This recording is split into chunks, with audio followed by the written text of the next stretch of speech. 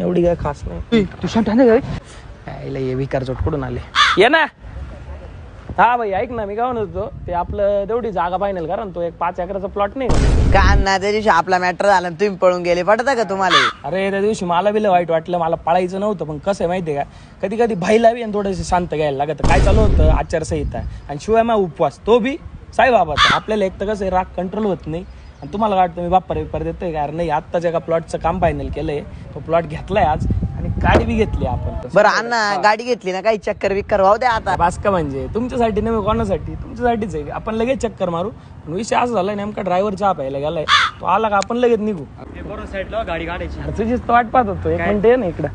विषय आज झालाय, मी नेमकं पोरांना सांगून ठेवलं गाडी माझी, थोडं चक्कर मारून राहिले. आता तू बस, मी तिकडून येतो. कोण आहे तुझ्या ओळखीत नाही? ऐक ना भाई, विषय काय झालाय, मी नेमकं पोरांना सांगून बसली गाडी माझी आहे, प्लीज तू कोण आहे काय मला माहित नाही, लय उपकार होतील, मला फक्त घरापर्यंत ने आणि घराजवळ सोडून देते. म्हणजे मला इज्जत इथं एरियात शॉन्टे अण्णा म्हणजे लय मोठं नाव, तू प्लीज. एवढं बेकार आहे कामात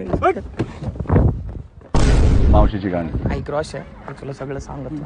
अरे विषय आज झाला नेमकं आहे ना, त्याच्या घरी थोडासा प्रॉब्लेम झालाय, म्हणून तो गाडी घेऊन चाललाय. थोडा आहे ना फ्रस्ट्रेशन मध्ये होता, डिप्रेशन मध्ये होता.